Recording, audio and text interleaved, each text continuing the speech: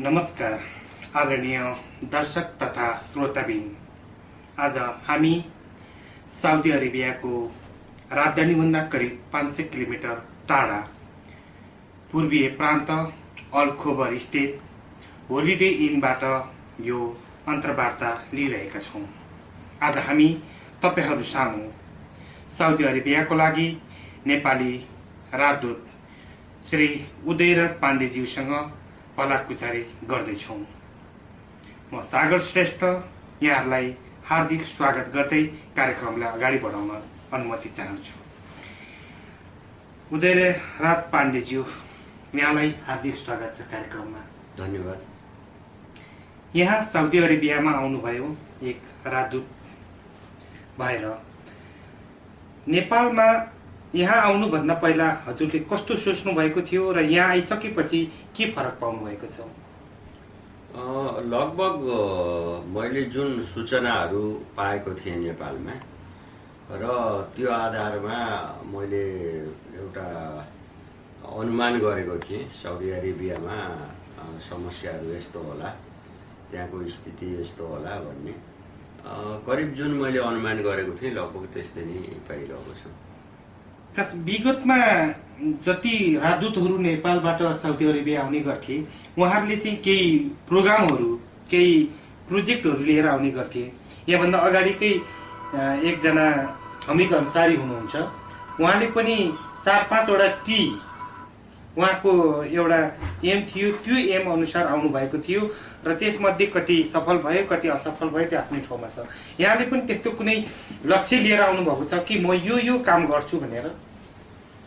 मैले पनि खास गरिकन एउटा त अब दुई देश बीचको कूटनीतिक सम्बन्धलाई अझ मजबुत बनाउने कुरा हो। त्यसपछि हाम्रो नेपालबाट थुप्रै काम गर्ने कामदारहरू यहाँ आउनुभएको छ। उहाँहरूका विविध समस्याहरू छन्। ती समस्याहरूलाई अलिकति वैज्ञानिक ढङ्गले समाधान गर्ने त्यो सोचेको थिएँ मैले।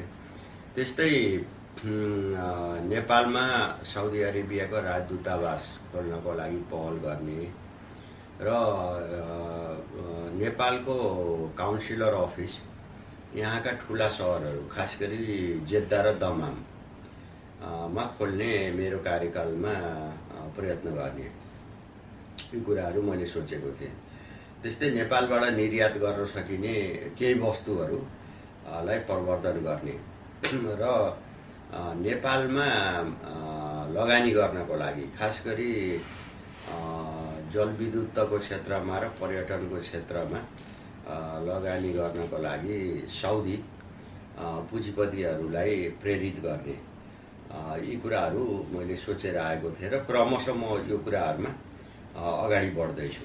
अहिलेसम्म कतिवटा सफल भयो? कुनै सफल भएको कार्यक्रमहरू छ कि? एउटा कुरा चाहिँ मैले अफिसलाई व्यवस्थित गरेर खास गरी कामदारहरूको समस्याको सन्दर्भमा अब मैले धेरै सूचनाहरू वेबसाइटमा हालिदिइसकेँ। त्यसमा अहिले हाम्रो वेबसाइटमा गइयो भने हाम्रा एम्बेसीका सबै पदाधिकारी र कर्मचारीहरूको मोबाइल फोनहरू त्यहाँ छन्। त्यसले गर्दा हिजो जुन कुरा उठ्थ्यो कि हामी दुःख पाएर दूतावासमा सम्पर्क गर्न खोज्दा फोन उठ्दैन, सम्पर्कै हुँदैन भन्ने, त्यो समस्या अहिले समाधान भएको छ। सबै स्थानीय कर्मचारीको समेत पनि मोबाइल नम्बर राखिएको छ, मेरो पनि राखेको छु। सार्वजनिक ठुला ठुला नेपालीहरूको कार्यक्रममा हामीले बताउने नै गरेका छौँ, हाम्रो मोबाइल नम्बर यो हो, सम्पर्क गर्नुहोस् भनेर। त्यस्तै अहिले चाहिँ हामीले मासिक प्रतिवेदनहरू वेबसाइटमा हालिदिएका छौँ। त्यसै गरी मृतकहरूले पाउनुपर्ने क्षतिपूर्तिका पैसाहरू कुन मितिमा कसको लागि कति गयो त्यो पनि हामीले अपडेट गरेर हालिदिन सुरु गरेको छौँ। त यसले गर्दा अलिकति नेपालीहरूलाई परेको मर्काहरू चाँडो हामी कहाँ आउने र अनि हामीले गरेका कामहरूलाई पनि वेबसाइटबाटै जानकारी दिने, त्यो एउटा काम चाहिँ सुरुवात भइसकेको छ। राजदूतावासको सन्दर्भमा मैले साउदी राजकुमार जो अहिले डेपुटी फरेन मिनिस्टर पनि हो, उहाँसँगको भेटघाटमा मैले प्रमुखताका साथ दुईटा विषय उठाएको थिएँ। एउटा दूतावास खोल्ने, अर्को साउदी एयरलाइन्सको डाइरेक्ट फ्लाइट चाहिँ नेपाल लाने। त्यसलाई उहाँहरूले सकारात्मक रूपमा लिनुभएको छ र अब यसलाई अझ बढी पहल गर्नुपर्ने आवश्यकता छ। त्यस्तै निजी क्षेत्रका केही उद्योगपतिहरूसँग मेरो भेटघाट सुरु भएको छ र उहाँहरूले नेपाल भ्रमण गर्ने इच्छा पनि व्यक्त गर्नुभएको छ। अब क्रमशः गर्दै जाने कुरा हो। अवश्य नै यहाँले जुन सुरुवात गर्नुभएको छ त्यो साह्रै नै सराहनीय छ। विगतमा दूतावासमा केही काला धब्बाहरू नलागेको होइन, केही काला धब्बाहरू लागेको छ। ती धब्बाहरूलाई यहाँको कार्यक्रममा निमेटान्न पार्नुहुनेछ र सफल हुनेछ भन्ने हाम्रो कामना पनि छ। विगतमा पनि हामीले विभिन्न समस्याहरूलाई लिएर दूतावासमा सम्पर्क गर्दाखेरि सम्पर्क हुनु धेरै गाह्रो हुन्थ्यो। त्यही दूतावासको टेलिफोन सम्बन्धमा नि हामीले धेरै कुराहरू गुनासोहरू राखेको थियौँ र सफल हुनु सकिएको थिएन।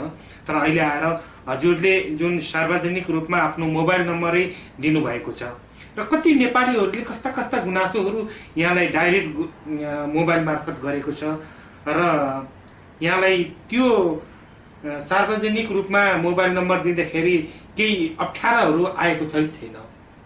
अप्ठ्यारो त अब कहिलेकाहीँ राति 2 बजे पनि फोन आउँछ, कहिलेकाहीँ राति 12 बजे पनि फोन आउँछ। त्यसले अलिकति अप्ठ्यारो त पार्छ।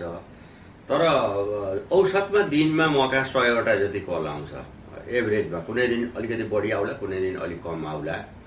तर वास्तवमै समस्या परेका नेपालीहरूको आउँछ र त्यो सुनेपछि हामीले समाधानको बाटो दिन्छौँ र धेरै समयसम्म अल्मलिएर बसेकाले समाधानको बाटोहरू पाइरहेका छन्, समाधान पनि भइरहेको छ। त्यस्तै मैले अहिले दूतावासको टेलिफोन पनि एन्सरिङ मेसिनमा हालिदिएको छु र कसैले पनि फोन गर्ने बित्तिकै कुन पदाधिकारीले भेट्न चाहेको उसको एक्सटेन्सन नम्बर आउँछ र हान्ने बित्तिकै सम्बन्धितसँग नि कनेक्टेड हुन्छ फोन र पहिले जस्तो फोन नउठ्ने व्यक्ति छैन भन्ने छैन। अहिले त्यो एन्सरिङ मेसिनको सिस्टममा गत 2 हप्तादेखि गइसकेका छौँ हामी। अब कतिपय समस्या चाहिँ हामी कहाँ आउँदा पनि समाधान गर्न नसकिने खालको हुन्छ। जस्तो खास गरी यो अवैध कामदारहरूको कुरो, जो चाहिँ कम्पनी छोडेर भागेका छन् र जसको फिङ्गर प्रिन्ट छ, अब उनीहरूको समस्या चाहिँ अब कानुनत पनि हामी समाधान गर्न सक्दैनौँ। त्यसकारण उहाँहरूलाई हामी सुझावहरू दिन्छौँ, कसरी उहाँले चाहिँ समस्याबाट पार पाउन सक्नुहुन्छ भन्ने सुझाव दिन्छौँ। त्यसमा केही कुरा उहाँहरूले पहल गर्नुपर्छ, केही कुरामा हामी सहयोग गरिदिन्छौँ। अवश्य नै साउदी अरेबियामा झन्डै 6 लाखको हाराहारीमा नेपालीहरू आफ्नो श्रम बेचिरहेका छन् र उचित उनीहरूले श्रमको चाहिँ रिटर्न्स पाइरहेको अवस्था पनि छैन। केही व्यक्तिहरूले पाएको होला, आफ्नै ठाउँमा छ। अनि अर्को कुरो, साउदी अरेबियामा झन्डै एक्चुअली आँकडा नभए तापनि करिब 70-80 हजारको हाराहारीमा नेपालीहरू कम्पनी छाडेर भागेर काम गरिरहेका छन् र भोलि तिनीहरूलाई नेपाल पठाउनु पनि आफ्नै प्रकारको समस्याहरू छन् र बेला बेलामा एमनेस्टी इन्टरनेसनलले पनि ती भागेर काम गरेको जुनसुकै देशको व्यक्तिहरू छ उहाँहरूलाई चाहिँ फर्काउने एउटा प्रक्रियाहरू सुचारू गरिरहेको छ र अहिले पनि छ। र विगतमा चाहिँ त्यो फर्काउने समयमा लास्ट इयर गत वर्ष करिब 1000 नेपालीहरूले निवेदन दिएको भन्ने सुन्नमा आएको छ र करिब 250 भन्दा बढी ट्राभल डकुमेन्ट पनि बनाएको थियो र तत्कालीन अवस्थामा दूतावासकै प्राङ्गणमा प्रति व्यक्ति 500 रियल लिएर ट्राभल डकुमेन्ट बनाएको थियो र उनीहरूलाई नेपाल फर्काउनुको लागि चाहिँ विभिन्न झेलखानहरूमा जानुपर्ने बाध्यताहरू थिए। त्यस अवस्थामा केही व्यक्तिहरू जो चाहिँ दमामको झेलखानमा आउने तर्खरमा दमामको झेलखानबाट फर्कने बेलामा यहाँ आएर चाहिँ 1500 रियल पुनः ती दलाल मार्फत लिएको भन्ने सुन्नमा आएको छ। मिडियामा त्यो सार्वजनिक भएको नि छ। यस सम्बन्धमा यहाँलाई के जानकारी छ? अब विगतमा थुप्रै अनियमितता यो दूतावासमा भएको देखियो। त्यसले गर्दा यो दूतावासको राजदूतलाई समेत सरकारले फिर्ता बोलाएको स्थिति हो। त्यसले गर्दाखेरि त्यस्तो कतिपय कुराहरू घटेका हुन्, कतिपय अझै पनि छानबिनमा छन्। तर म आएपछि मैले कतैबाट पनि यस्तो भएको छ भन्ने गुनासो सुनेको छैन। अब यहाँहरूले सुन्नुभएको छ भने मलाई बेलैमा जानकारी दिनुपर्छ अहिले र यो म त्यसलाई अवस्थामा नियन्त्रण त सुनेको नि छैनौँ। धेरै राम्रो, यस्तो सुन्नु नपरोस्। र अर्को कुरो, साउदी अरेबियामा लगभग हाराहारी 300 देखि 350सम्म वार्षिक नेपालीहरू विभिन्न कारणले मर्ने गरेको तथ्याङ्क हामीसँग छ नै। र यसरी मरेका नेपालीहरूको लास नेपालको एउटा संस्कृति अनुसार नेपाल फर्काउन ढिलै भइरहेको छ। र अहिले साउदी अरेबियामा विभिन्न झेलखानाहरूमा र विभिन्न हस्पिटलहरूमा कति जति लास होला र ती कति महिनादेखि नेपाल चाहिँ लान नसकिएको होला? म आएपछि कतिवटा सब फर्कियो मैले वेबसाइटमा राखिदिएको छु। अहिले भर्खरै भन्ने हो भने हामी कहाँ करिब 40-41वटा सब अझै बाँकी छन्। यो बिचमा थुप्रै सबहरू पठाइयो। यसमा चाहिँ दुईटा कुरा ध्यान दिनुपर्छ। सब चाँडो पठाउने भन्ने हो भने म मृत्यु भएको 7 दिनभित्र म सब पठाइदिन सक्छु।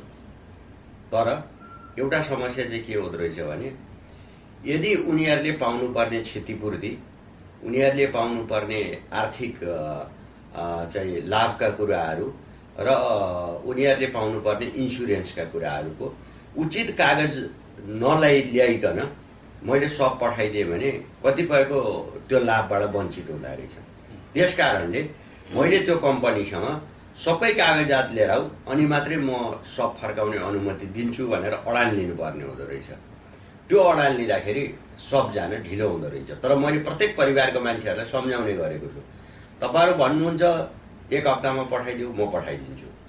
तर तपाईँहरूको यो कागजपत्र आएको छैन, तपाईँको कम्पनीले यति दिन भाका राखेको छ, त्यो सबै कागजपत्र ल्याएर तपाईँहरूको आर्थिक अधिकार सुरक्षित गरेर पठाउँ कि त्यो जे हुन्छ भनेर एउटा तपाईँहरूले लिखित मन्जुरीनामा दिनुभयो भने सब म पठाइदिन्छु भन्छु।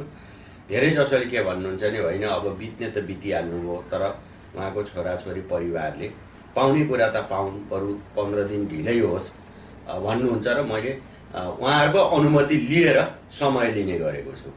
होइन कुनै पनि परिवारले हामीलाई केही कुरा पनि मतलब छैन, पछि हामी लड्दै गरौँला हामीले पाउने अधिकारको लागि, सब चिज तुरुन्त चाहियो भन्नु हो भने म मृत्यु भएको 1 हप्ताभित्रमा सब पठाइदिन्छु यहाँबाट।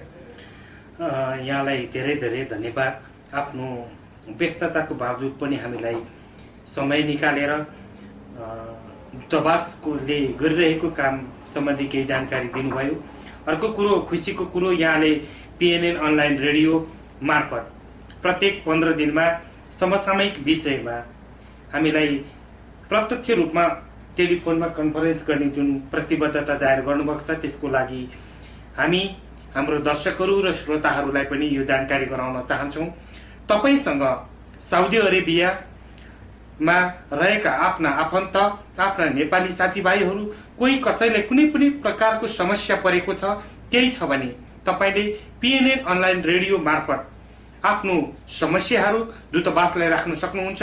हामी प्रत्येक 15 दिनको शुक्रबार 12 बजेदेखि 12:30 बजेसम्म प्रत्यक्ष टेलिफोनमा रहनेछौँ र टेलिफोन कन्फरेन्समा हामी विविध विषयमा छलफल कुराहरू गर्नेछौँ।